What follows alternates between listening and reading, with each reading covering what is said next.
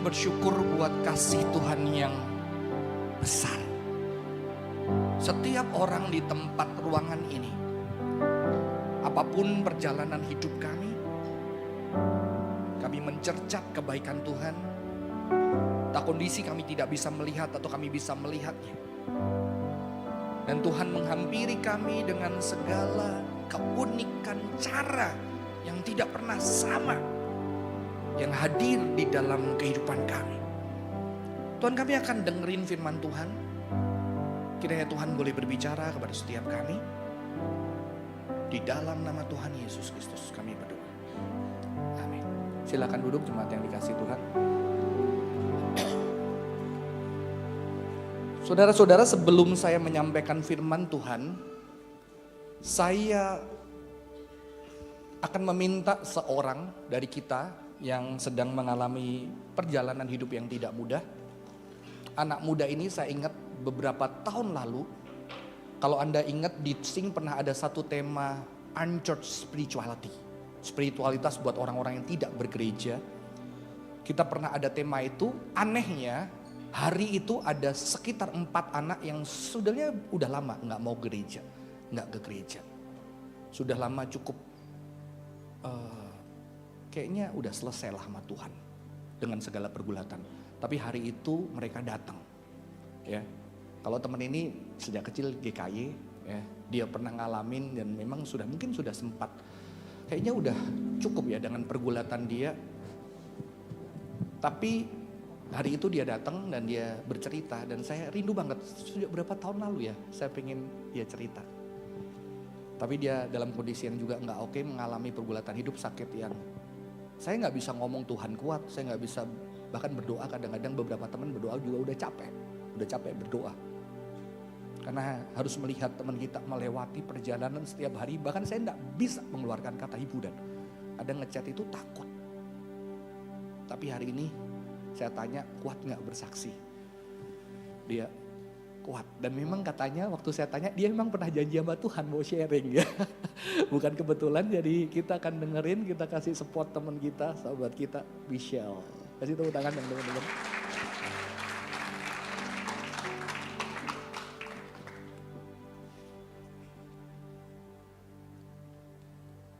Halo semuanya.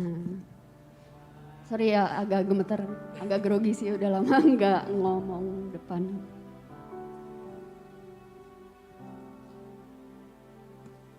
Ya,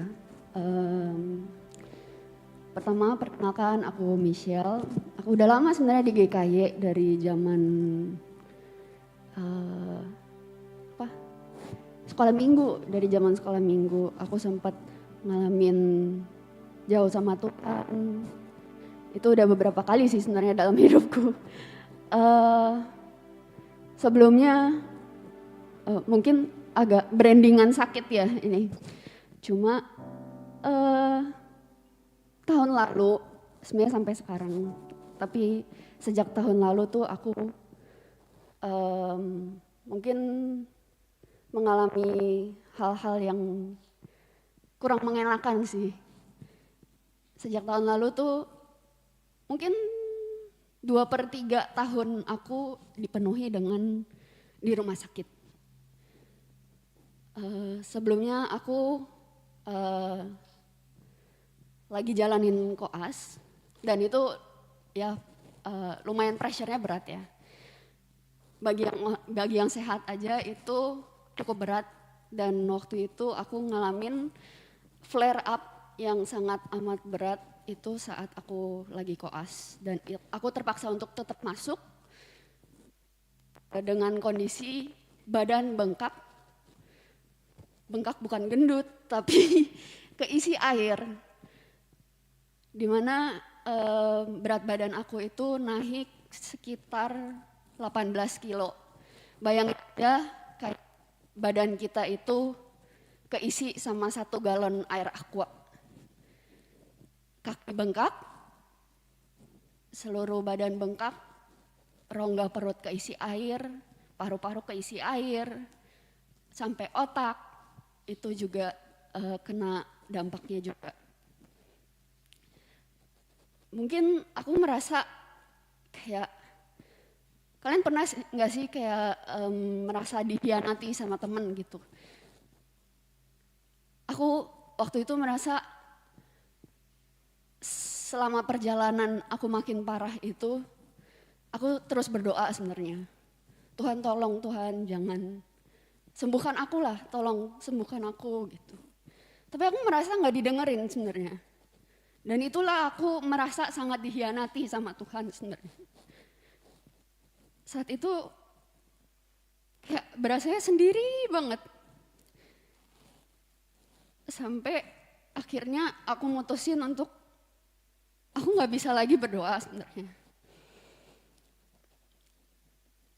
Bagi orang yang mau doain, ya aku persilahkan gitu. Ya tolong, ya udah, makasih didoain. Soalnya Tuhan udah nggak denger doa aku lagi gitu.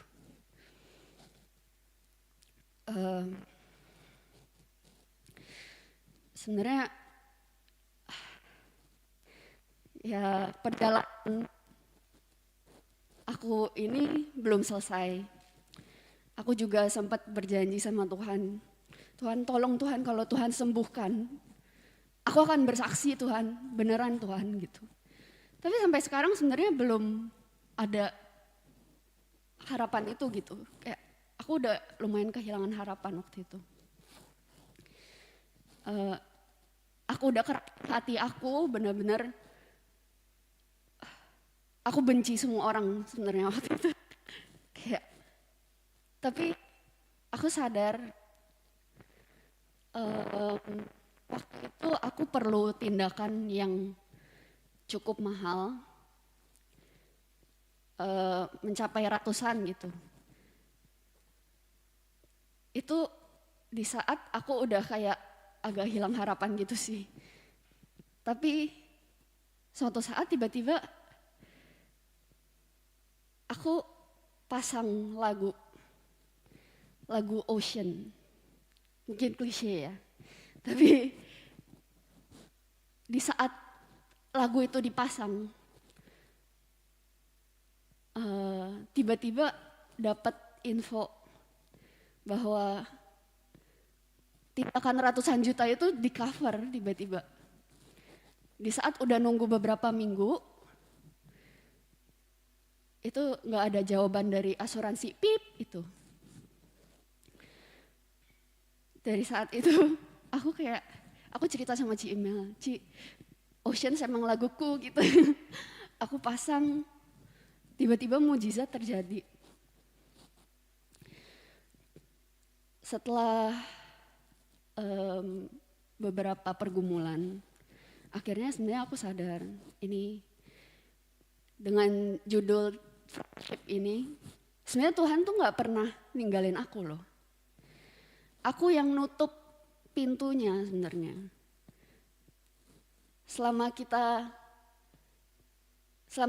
aku nggak hubungin Tuhan, ternyata sebenarnya Tuhan tuh sediain aku temen tetap. Ada orang-orang yang mungkin dikirimkan Tuhan untuk untuk mendoakan aku, untuk sediain waktu untuk ngobrol sama aku. Ya, jadi sebenarnya Tuhan tuh nggak pernah tinggalin aku.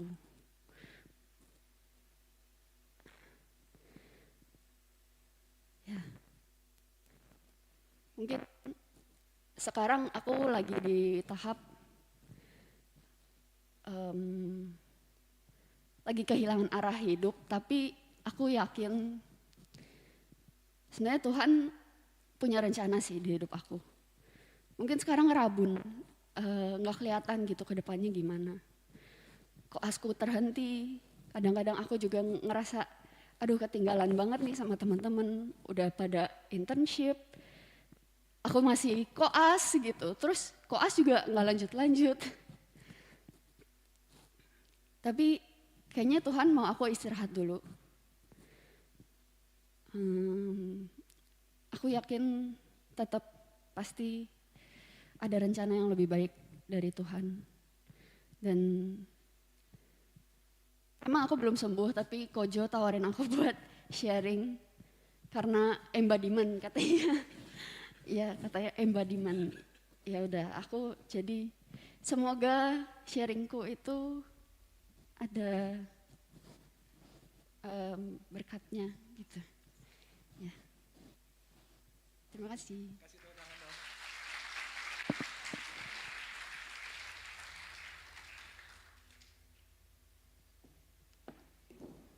Tes. Tadi sebetulnya ya kok nanti aku kalau sembuh sharing. Saya bilang sharing gak harus tunggu sembuh gitu ya. Karena siapa tahu banyak dari kita juga punya perjalanan-perjalanan yang sulit yang sebetulnya kita tidak sendirian. Kita tahu teman-teman kita juga bergumul di dalam kekecewaan. Kalau berani kecewa karena dia dekat. Kalau kita, sorry kalau saya gak dekat sama Pak Hendik, kecewa sama Pak Hendik lucu ya kali. Karena saya pernah dekat, saya pernah merasakan cintanya, perhatiannya, jadi saya mudah sekali. Ketika itu tidak saya rasakan, saya mulai bertanya, kenapa kok itu tidak? Ya, saudara-saudara, hari ini saya tidak lama, karena hari ini memang praise worship, ada acara khusus, saya akan memberikan sebuah tema, memang untuk hari ini adalah cross-bound friendship. Saudara-saudara, ketika kita berbicara tentang persahabatan, pemikiran ini mulai muncul di dalam pergumulan saya memahami spiritualitas saya. Jujur ketika tahun 2000 sebelum pandemi, kalau tidak 2017-2018 saya bertemu dengan Pastor Raditya Olwan di dalam satu pelayanan. Dan beliau meminta saya menjadi mentor teologi beliau karena beliau almarhum tidak belajar teologi. Dan suatu hari saya diminta ke gereja dia untuk mentrain gereja dia bagaimana misi di dunia dan juga belajar dan saya berkhotbah. Dan hari itu kalau di gereja mereka saya diberikan kepercayaan memilih tema sendiri dan tahu-tahu saya muncul sebuah ide, temanya adalah friendship mission. Friendship mission itu 2017 atau 18 saya agak lupa. Dan ketika saya meneliti saya baru kaget karena dulu saya suka filsafat. Di dalam dunia filsafat begitu berbicara tentang friendship, pemikiran yang paling dalam adalah Aristotle. Friendship daripada Aristotle, saya tidak bisa menjelaskan hari ini ya. Maka saya berpikir bahwa friendship itu adalah bukan kisah atau bukan sesuatu yang penting di dalam Alkitab. Maka saya tidak terpikir dan saya tidak menemukan orang Kristen menulis buku filsafat persahabatan atau cara bersahabat didasari dari Alkitab. Tapi ketika mempersiapkan itu saya baru menjumpai, nanti ayatnya saya akan baca. Ternyata friendship adalah bagian penting, sangat penting. Bahkan mungkin saya berkata terpenting di dalam Alkitab. Yang kita lupa. Karena kita sering melihat Tuhan sebagai Tuhan yang transenden, yang tidak terjangkau, yang jauh di sana, yang mulia, yang pencipta segala dan kita jauh dari Dia. Sehingga kita kadang-kadang terbatas untuk melihatnya. Maka itu saya ajak kita sebelum masuk ke kesimpulan itu kesimpulan saya. Kita akan melihat, kalau kita melihat Yesus, saudara-saudara saya akan bacakan beberapa ayat yang ada di depan. Yesus disebut sebagai anak Daud. Saudara-saudara, Yesus bertumbuh sebagai orang Yahudi. Sebagai orang Yahudi pasti dia membaca Taurat, Tanak, Torah, Nevi'im, Ketuvim. Ya. Kitab Yahudi itu 3, Torah, Nevi'im, Ketuvim. Taurat, nabi-nabi dan puisi-puisi. Pasti Yesus mengerti. Dan sebagai anak muda yang bertumbuh sampai 30 tahun saudara-saudara, saya yakin Yesus pasti kenal itu Daud dari kisah itu. Betul? Dan tidak kebetulan para Injil ketika saya search Daud di dalam perjanjian baru, ini hanya sedikit. Banyak sekali Matius, Markus, Lukas menuliskan dan mengkaitkan Yesus sebagai anak Daud. Ya, sebagai anak Daud. Dan memang di dalam dunia teologi sering dibaca ini sebagai sebuah pengharapan mesianik, akan ada raja datang dari keturunan Daud, seorang Mesias yang akan membebaskan Israel. Tetapi saya mencoba membaca berbeda saudara-saudara. Inilah ayat-ayat yang saya akan ambil. Inilah daftar nenek moyang Yesus Kristus, anak Daud lalu anak Abraham. Ya. Lalu Tuhan Allah akan memberikan kepadanya tahta Daud bapak leluhurnya. Orang banyak di depan di belakang dia ketika dia mau memasuki Yerusalem sebelum akhirnya dia mati saudara-saudara. Dikatakan apa? Orang banyak mengatakan apa? Berseru Hosana. Hosana bagi anak Daud. Ya, penulis mengkaitkan Yesus dengan Daud. Lalu Bartimeus seorang buta itu mengatakan Yesus anak Daud. Jadi banyak orang yang minta disembuhkan berteriak Yesus anak Daud. Jadi kata Daud itu menempel sekali di dalam pribadi Yesus. Tapi ketika saya membaca seluruh ayat, kayak tidak ada kebanggaan juga Yesus mengatakan, wah anaknya Daud nih, gue keturunan Daud. Tidak ada. Tidak ada. Tidak ada kebanggaan itu. Ya. Saudara-saudara, lalu saya tertarik bagaimana melihat Daud. Saudara-saudara, ketika Anda search persahabatan di dalam Alkitab, mungkin yang akan munculkan adalah Daud dan Yonatan, betul? Siapa yang enggak senang? Kisah Daud memiliki seorang sahabat. Dia punya sahabat namanya Jonathan. Dan persahabat Daud luar biasa. Sehingga beberapa penganut LGBT percaya bahwa Daud dan Yonatan ini gay. Karena apa? Ketika Jonathan mati, hatiku berduka karena engkau Yonatan saudaraku, betapa menyenangkannya engkau bagiku, cintamu lebih menakjubkan bagiku daripada cinta perempuan. Wah, platonic love ya. Kamu kalau punya istri, suami kayak gini gimana kamu? Aku bilang, aku punya sahabat namanya Simeon. Aduh sahabatku. Aduh kalau Simeon gak ada ya, Simeon aduh cintamu lebih galau cintaku sama Cimel gitu ya. Kira-kira saya pulang tidur nyenyak gak saudara-saudara? Saudara tunggu dulu karena ini konteks patriarkal. Alkitab ditulis yang mungkin beban patriarkal itu kalau kita lihat sejarah dan problem kejiwaan patriarkal society, pria-pria itu berat. Karena apa? Karena dia ternyata dituntut sebagai kepala, dituntut sebagai itu, wanita dibebankan sehingga dia banyak menanggung itu sendiri yang kadang-kadang bisa dibagi sesama pria. Betul? Kita masih sedikit patriarki sebetulnya. Ya, maka di dalam konteks ini jelas Daud menjerit seperti ini saudara-saudara. Nah nanti kita belajar lebih dalam. Maka hari ini, tahun ini kita belajar friendship. Leadership, sing leaders pakai friendship, leadership, komsel kita pakai tentang friendship. Karena ini sesuatu yang penting. Saudara-saudara Daud dan Yonatan sangat dekat. Saya yakin Yesus baca. Saya yakin Yesus dengan ceritanya dan mungkin dia akan wow, that's really beautiful. Karena nanti Yesus akan juga ngomong tentang persahabatan. Ya. Saya percaya Yesus ketika membaca ini pasti kena di hati. Jujur kalau saya kena lihat doa sama Yonatan, siapa yang jadi kagum sama Yonatan? Lebih kagum Yonatan apa Daud? Ayo jujur, siapa yang lebih pro Yonatan? Angkat tangan. Oke, siapa yang Daud? Kalian pro siapa? Coba dong, ayo. 1, 2, 3. Jonathan siapa? Angkat tangan. Ada. Daud. Terima kasih. Teman-teman, saya jujur saya Jonathan. Ya. Karena apa? Wah, Jonathan itu punya alasan dia berebut tahta sama Daud. Betul? Dia gak berebut sama Daud. Dia tahu Daud bisa mengancam, Daud hebat.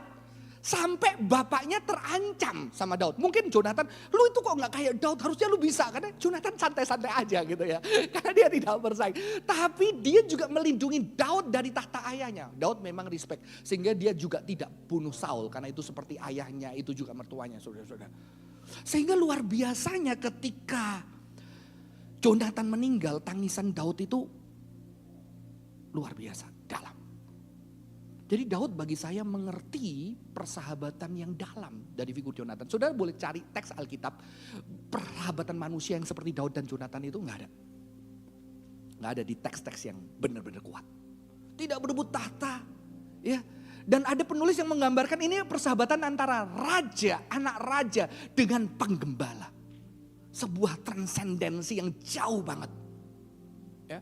Saudara, kekristenan sangat menginspirasi cinta di dalam naskah-naskah romantis. Karena apa? Karena di dalam budaya-budaya Yunani kuno tidak ada cinta antara yang atas di bawah. Cinta selalu berbicara kesetaraan. Bahkan Plato bilang makanya cinta yang paling sejati, paling tinggi adalah cinta sesama pria karena sama-sama intelektual. Kalau cewek pakai perasaan, gak pakai otak. Karena Plato belum tahu neuroscience bahwa perasaan tempatnya di otak ya. Saudara-saudara, ditaruh di atas.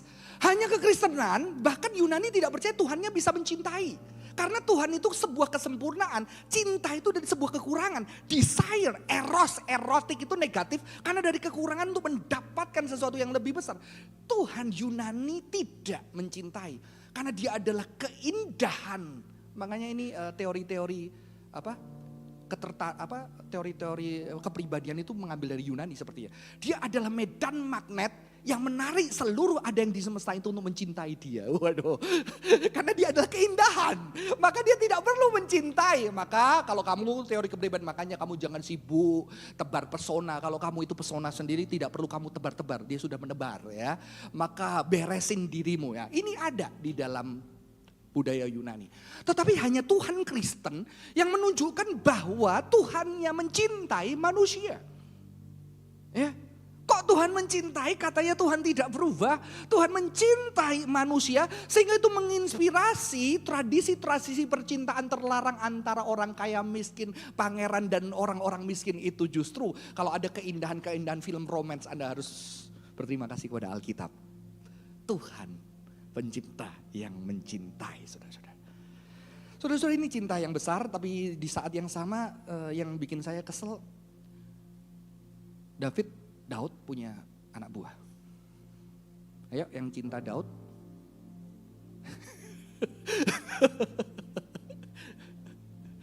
Lu mau gak punya temen kayak gini? Kalau Yonatan masih hidup, terus dia lihat sahabat ya, ngelakuin ini sama pria. Itu pria itu Uria kasihan. Uria itu orang asing, bukan orang Israel. Jadi Uria itu gak punya siapa-siapa, dia orang Het, tahu-tahu dia mengikut Daud dan dia serahkan semuanya kepada Daud. Tapi Daud suka istrinya, ketika suka istrinya, udahlah punya kekuasaan, dihamili dia gak bertanggung jawab. Daud sangat lihai. Ya, sangat lihai. Akhirnya dia ambil Uria untuk pulang, untuk apa? Dikasih minum, dimabokin. Dimabokin supaya apa? Nanti Uria pulang tidur sama Batsyeba, dia gak perlu bertanggung jawab itu anak siapa. Dan ternyata Uria yang katanya dimabokin berarti kemungkinan besar mabok kan? Kemungkinan besar mabok, nggak pulang ke rumah, dia tetap di istana karena dia bilang apa? Teman-teman gua, ini sahabat yang baik loh. Teman-teman gua itu berperang di tenda, masa gua pulang sama istri gua? Dan besoknya, wah, ini udah kalau bagi saya itu pukulan Tuhan itu udah tunjukin pukulan yang memalukan buat Daud. Tapi Daud bisa kerasin hatinya. Terus suruh kasih Uria surat untuk dikasih ke Yoab, surat penghantar nyawanya sendiri. Taruh pertempuran paling depan, tinggalin. Sehingga dia mati oleh tangan pedang. Wah. Lu kalau punya bapak kayak gini.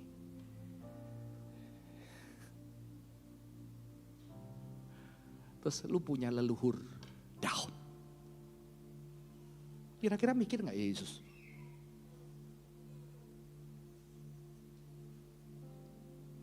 Anak Daud.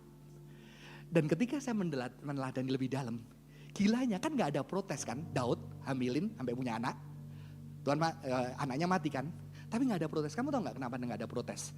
Karena akhirnya Daud kan menikahi Batsyeba. Batsyeba itu istrinya orang Het. Orang Het itu gak punya saudara dan keluarga. Ketika Daud menikahi istrinya, Daud akan dianggap sebagai orang terhormat. Karena dia memelihara orang asing. Maka jangan berpikir agama-agama kuno yang menikahi orang-orang yang sengsara terlantar itu sesuatu menjijikan. Itu kehormatan karena dia memastikan orang itu akan dipelihara. Jadi Daud adalah Goel, penebus dan pahlawan. Dan Yesus harus menyandang nama ini. Anak Daud. Tahta Daud, tahta yang tidak bersih. Tahta yang dipenuhi darah, tahta yang dipenuhi dengan kekotoran. Ya kalau kita lanjutin lagi, sampai anaknya Daud aja gak bisa lihat. Absalom, saya itu selalu membela Absalom. Saya pembela Absalom. Karena Absalom sering dipakai orang-orang di situ aneh. Makanya lu harus taat orang tua, lihat kurang ajar. Melawan orang tua kecantol mati itu karena rambutnya indah gitu kan. Saya bela Absalom, kenapa? Absalom itu melihat bapaknya jahat. Padahal kalau anak lihat bapaknya jahat, dia pasti bangga sama bapaknya. Begitu ada bapaknya buruk, hancur hati anak. Karena anak selalu mengidolakan bapaknya. Anak pria apalagi. Dia ngidolakan bapaknya. Tahu-tahu lihat bapaknya berbuat seperti itu. Dan ternyata dia lihat anak pertama.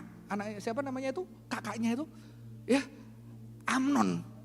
Amnon ngelakuin yang sama kayak bapaknya kepada adik yang paling dicintai. Lu kalau punya adik, lu sayang banget sama adikmu cewek namanya Tamar. Tahu-tahu ditidurin nama kokonya sendiri yang beda orang, beda mama. Tahu-tahu adikmu pulang hancur, gimana kamu jadi pria? Lu angkat senjata nggak? Akhiri. Kamu tahu nggak? Absalom nanti punya anak, dikasih nama siapa? Tamar. Dan kamu tahu Absalom adilnya apa? Dia nunggu bapaknya bertanggung jawab, Daud marah, selesai. Maka dia harus mendatangkan keadilan dengan tangannya, diundang tuh Absalom, dibunuh Absalom. Yang dibunuh Absalom, yang lain enggak. Jadi dia mau mendatangkan keadilan yang tidak ada di keluarganya. Habis itu dia lari, gak dipanggil Daud 2 tahun. Sampai Yoab bilang, ini loh kasihan gini-gini, bawa pulang. Oke, bawa pulang. Dibawa pulang, didiemin 3 tahun. Sama Daud. Terus Absalom bilang apa? Daud, papaku buat apa gue balik di sini di hadapan raja, lebih baik gue mati aja. Kalau aku gak bisa berjumpa dengan dia. Ketika akhirnya Daud menerima dia, Daud peluk dia, Daud cium. Tapi setelah Daud dipeluk dan cium dia, gak ada air mata di situ. Setelah itu Absalom mengumpulkan tenaga untuk mengkudeta Daud. Walaupun saya tahu Daud juga penuh dengan air mata ketika Absalom mati. Kemenangan hari itu menjadi air mata. Karena dia juga cinta sama Absalom. Dan gue yakin ini kayak tragedi Yunani sebetulnya. Alkitab itu penuh dengan tragedi. Bahwa ternyata di dalam ketidaksempurnaan juga banyak air mata di dalam kehidupan anak-anak Tuhan. Makanya kalau saya lagi pengen bikin teater itu, nanti kerjasama kali sama Stefan. Ya, saya lagi kepengen waktu teaternya, bayangin ya udah waktu Absalomnya rambutnya kena terus dia mati, dia puter lagu, dia keinget papanya. Dan dia berdoa, karena bapaknya juga nangis. Wah, itu kita jadikan 2 kanan kiri, mereka nyanyi. Yang satu mau mati, yang satu udah mati. Wah, itu keren. Endingnya itu puncak, saudara-saudara. Saudara lihatin Daud. Daud bukan sahabat yang baik. Saudara-saudara, Yesus tahu semua ini. Dan Yesus bukan cuma sebagai keturunan Daud. Dia adalah firman yang menjadi manusia, firman Allah. Yang sebetulnya Allah di perjanjian lama. Saudara, saya baru menemukan satu buku. Hanya satu buku yang ngomong friendship leadership. Dan kita pakai itu untuk leadership kita. Hanya satu buku yang sudah terbit. Friendship leadership hanya satu. Ya, saya lagi siapkan itu untuk para leader. Kita lagi jalan belajar friendship leader.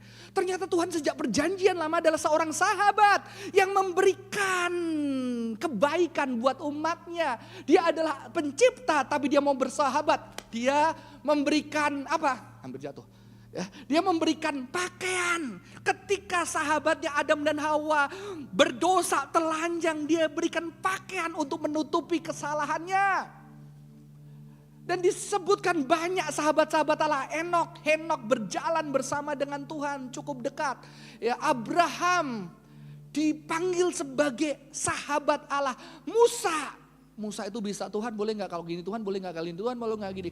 Tuhan mengatakan bahwa tidak ada nabi seperti Musa yang kepadanya Tuhan tahu muka demi muka. Saudara-saudara, jadi Yesus itu paradoks. Dia Tuhan 100%, saya reform ya. Tuhan 100%, manusia 100%. Sebagai manusia dia tahu cerita Daud, dia tahu keburukannya, tapi dia tahu juga penderitaan Daud. Dan dia harus ambil bagian di dalam dirinya sebagai keturunan dari anak Tuhan yang tidak sempurna hidupnya, yang juga tangannya berlumuran darah. Tapi juga penuh dengan kasih dan cinta dan penderitaan hidupnya. Tapi dia juga adalah sang firman yang menjadi manusia. Allah yang bersahabat dengan manusia. Yang mengasihi Daud, yang pernah janji sama Daud. Ya, ini saya yakin yang dialami Yesus tidak pernah dialami satu orang pun di dunia. Karena kita bukan Tuhan dan kita bukan manusia, betul? Kita hanya bisa sisi sebagai manusia, punya tradisi, punya keluarga yang tidak oke. Kita ambil sejarahnya, keburukannya yang ada di bagian diri kita. Tapi Yesus juga sebagai Allah yang bersahabat dengan manusia, saudara-saudara. Dan Tuhan mengikat perjanjian. Telah kuikat perjanjian dengan orang pilihanku. Aku telah bersumpah kepada Daud hambaku. Untuk selama-lamanya aku hendak menegakkan keturunanmu dan mengukuhkan tahtamu turun-menurun. Bayangkan Tuhan. Saudara, Tuhan yang pencipta semesta alam bersahabat kepada Daud. Dan dia akhirnya mencintai Daud. Dan berjanji selama-lamanya. Dan dia adalah sang cinta kekal abadi. Dan dia melihat perbuatan-perbuatan sahabatnya yang keji. Kalau kita bahasakan sebagai manusia, bagaimana dengan hati Tuhan? Melihat perbuatan anak yang dipilih, yang diberikan tahta. melakukan segala perbuatan itu untuk anaknya yang lain, yang setia, yang tidak bersalah.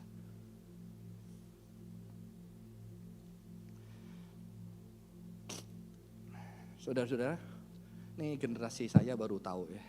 Ternyata baru tahu dari Nisi, papanya Nisi juga baca novel yang sama kayak saya, Legend of the Kandar Heroes.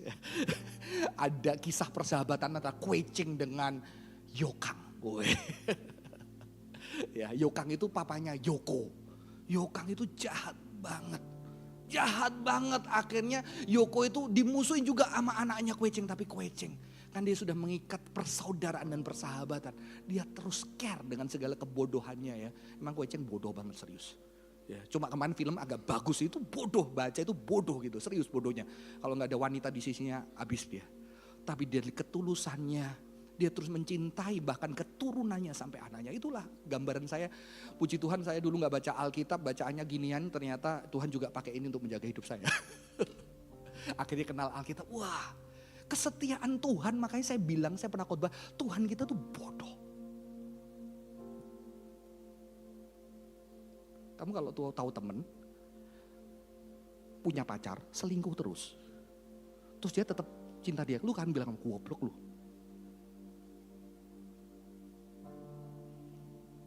Tuhan itu bodoh, mencintai manusia, mencintai Daud yang begitu buruknya. Saya tahu kamu tidak melakukan keburukan seperti Daud. Tuhan itu bodoh. Dan cinta itu kebodohan. Makanya orang sekarang gak percaya cinta. Ngapain lu pakai cinta bisa hidup, goblok. Dan cinta semesta. Tuhan yang jadi manusia untuk bersahabat. Maka tidak heran. Inti Alkitab kita. Inilah perintahku, yaitu supaya kamu saling mengasihi seperti aku telah mengasihi kamu. Tidak ada kasih yang lebih besar daripada ini, yakni seorang yang memberikan nyawanya demi sahabatnya. Tetap dikasih kesempatan keturunan Daud, Yesus menunjukkan cinta yang sempurna. Dan dia bilang apa? Kamu pengikutku, kasihilah. Inilah perintahku, saling mengasihi. Dengan kasih Kristus. Kasih Kristus itu apa? Kasih persahabatan. Maka kasih Kristus bukan kayak saya sama teman saya Simeon. No. Kasih Kristus berarti juga kasih saya kepada istri saya. Kasih saya kepada anak saya. Kasih saya kepada saudara-saudara semua adalah kasih yang Tuhan minta seperti Yesus mengorbankan dirinya. Yaitu kasih persahabatan. Jadi persahabatan adalah inti kekristenan. Karena penyelamatan dan pengorbanan Kristus ditandai dengan satu kata, bersahabat. Maka saya bilang pada anak-anak muda, jangan cari sahabat, jadi sahabat. Karena persahabatan bukan pencarian, persahabatan adalah panggilan yang Tuhan minta untuk kita nyatakan kepada dunia, kepada orang-orang di sekitar kita.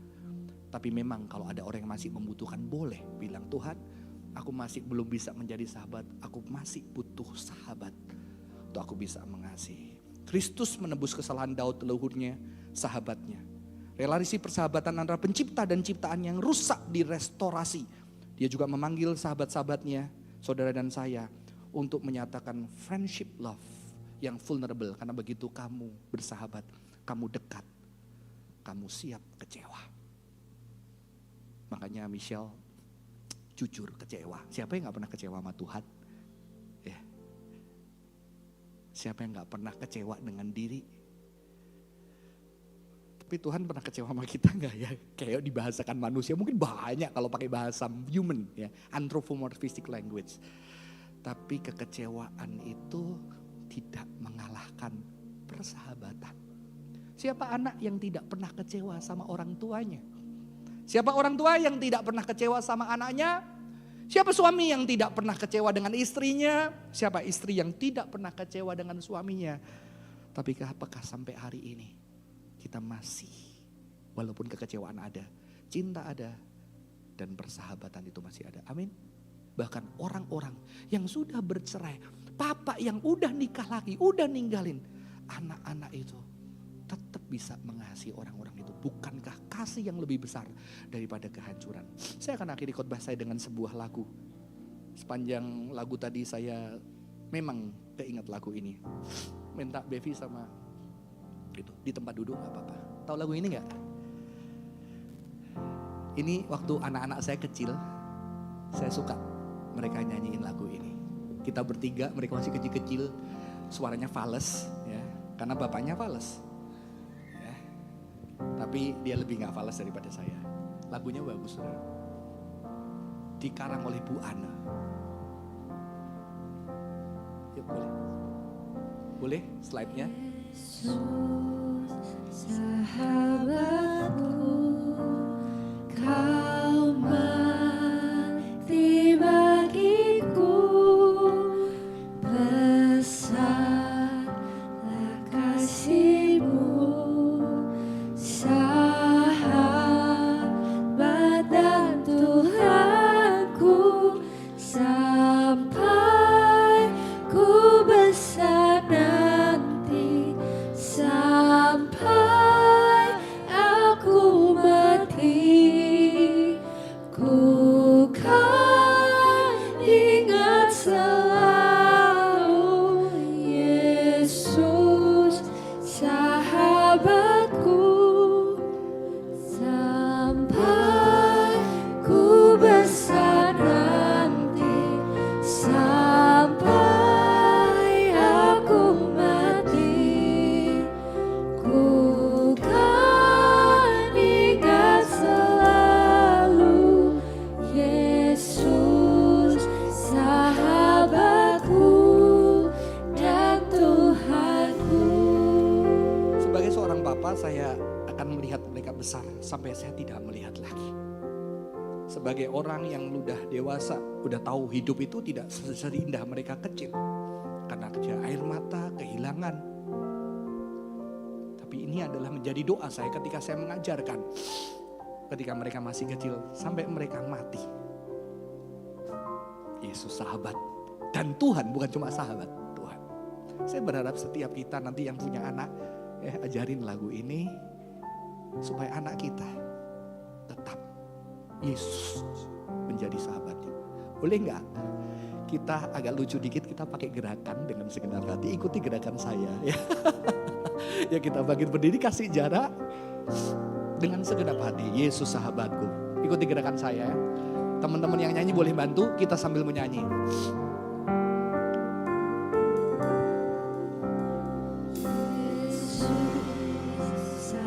Sahabatku, Kau mati bagiku,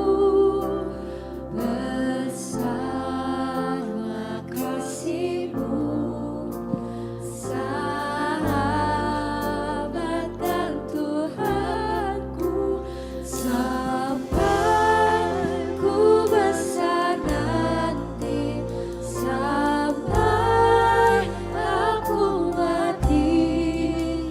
Ku kan ingat selalu Yesus sahabatku, sampai ku besar nanti, sampai aku mati.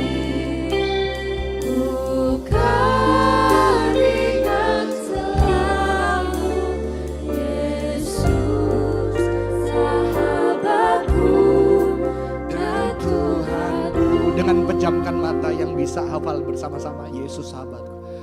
Yesus sahabatku, Kau mati bagiku, besarlah kasih-Mu. Siapa dia? Sahabat dan Tuhanku. Sampai apa? Sampai ku besar nanti, sampai aku mati. Ku kan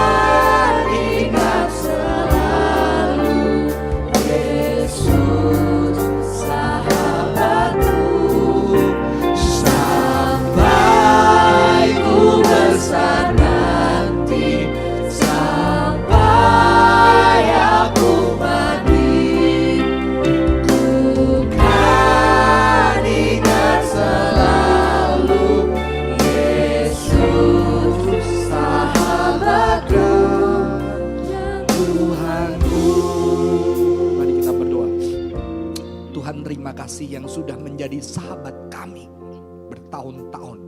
Kami yang sudah percaya Engkau melewati jalan terjal, melewati sukacita. Engkau hadir bahkan terkadang ketika kami tidak nyaman, ketika kamu ada bersama kami, ataupun kadang ketika kami tidak merasa, Engkau tetap menjadi sahabat kami. Sehingga kami sampai hari ini tetap ada di tempat ini memuji dan menyembah Engkau dengan segala naik turunnya kehidupan, duka dan suka, duka cita dan sukacita. Biarlah Engkau boleh menjadi sahabat buat setiap teman-teman di tempat ini yang sedang tidak merasakan Engkau hadir. Biarlah Tuhan, mungkin teman-teman perlu waktu, tapi kami percaya Engkau sabar menanti untuk mendekap kembali mereka dengan cinta-Mu. Terima kasih Tuhan untuk kasih yang besar, kasih persahabatan dari Tuhan pencipta semesta alam menjadi sahabat kami. Terima kasih Tuhan, di dalam nama Tuhan Yesus kami berdoa. Amin. Tuhan Yesus memberkati, silakan duduk.